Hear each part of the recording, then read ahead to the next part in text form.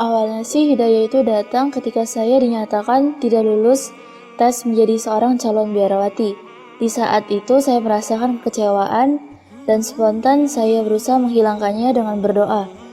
Namun anehnya kalimat dalam doa saya tersebut adalah menyebut nama Tuhan Yang Maha Esa.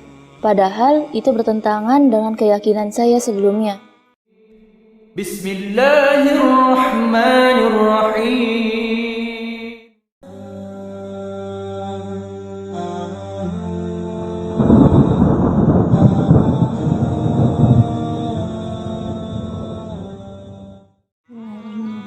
Sebelum kita ngobrol-ngobrol lebih lanjut, saya akan membacakan biografi dari Mbak Zahra untuk pemirsa semua.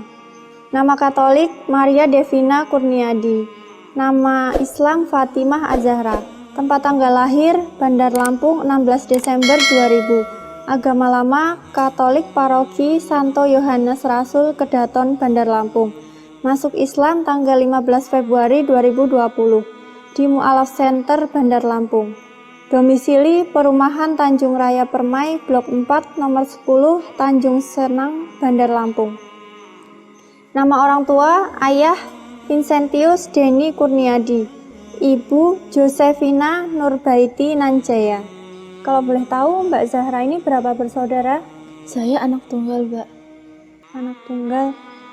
Jadi masuk Islam sendiri? Iya, betul sekali. Nah, perlu pemirsa tahu bahwa Mbak Zahra ini orang tuanya masih Katolik sampai sekarang. Betul sekali. Lanjut ke riwayat pendidikan formal.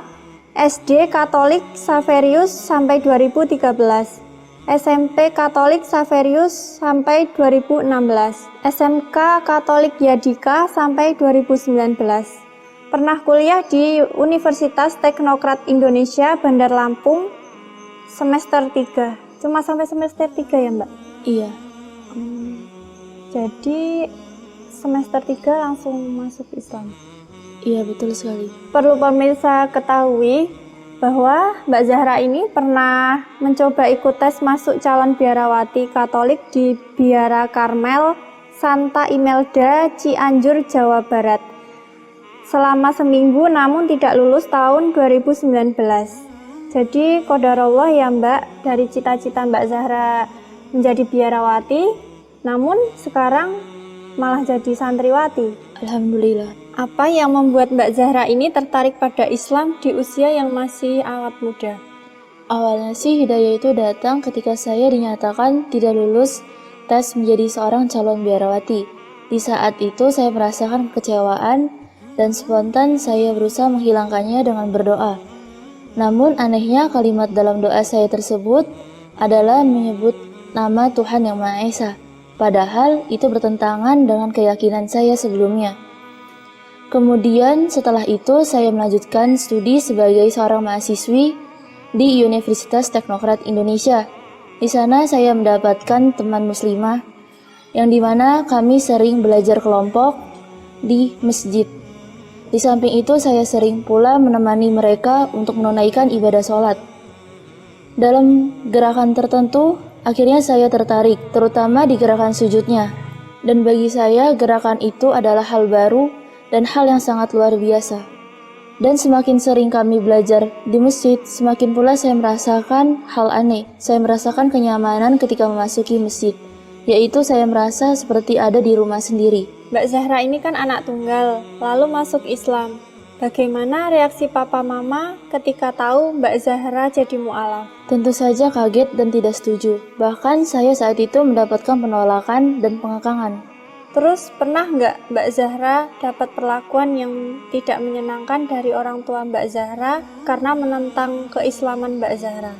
Pernah, namun bagi saya itu adalah bentuk kasih sayang orang tua dan juga merupakan ujian dari Allah Subhanahu wa Ta'ala. Satu hal yang saya ingat adalah saya pernah dipaksa untuk memakan daging babi, padahal saat itu saya telah bersyahadat. Dan akhirnya saya berdoa agar Allah menghalalkan daging babi tersebut yang saya makan dalam keadaan terpaksa. Pertanyaan selanjutnya Mbak, ada nggak cerita yang ajaib yang dialami Mbak Zahra ketika awal masuk Islam? Ada Mbak, 3 bulan sebelum saya bersyahadat, Tepat pada tanggal 25 November 2019, saya mendapatkan mimpi bahwasanya saya bertemu dengan dua pria berjubah putih yang mengajak saya untuk berwudu. Seminggu setelahnya, saya kembali mendapatkan mimpi bahwa saya menunaikan ibadah sholat dengan ditemani mama. Di satu sisi dengan izin beliau, di satu sisi tanpa izinnya. Sebulan kemudian, seminggu sebelum hari raya Natal tiba, saya kembali mendapatkan mimpi bahwa saya telah bersyahadat. Padahal saat itu saya belum bersyahadat, Mbak. Katanya Mbak Zahra ini ketika awal jadi mu'alaf sempat menderita penyakit aneh yang tidak wajar. Mungkin bisa diceritakan ke pemirsa, Mbak, apa yang dialami Mbak Zahra? Iya, benar sekali, Mbak. Awalnya sih secara tiba-tiba saya dapat melihat makhluk gaib. Padahal seumur hidup saya belum dapat melihat hal seperti itu. Yang kedua, saya sering merasakan kehilangan kesadaran pada waktu sholat dan sering pula saat kumpul bersama teman-teman. Yang ketiga, hampir tiap malam kaki kanan saya terasa tidak bisa digerakkan dan terasa kaku, terutama di waktu Isya dan tahajud. Pernah nggak Mbak Zahra diruqyah sama Ustadz? Pernah, sampai 3 kali. Bahkan saya pernah diberi minum air doa dan kemudian dibacakan ayat-ayat suci dari Al-Quran. Terus bagaimana hasilnya? Masih tetap sama. Lalu awal datang ke LSK, penyakit itu masih kerasa nggak, Mbak? Masih, Mbak. Nah, kalau sekarang masih kerasa nggak? Alhamdulillah sudah enggak.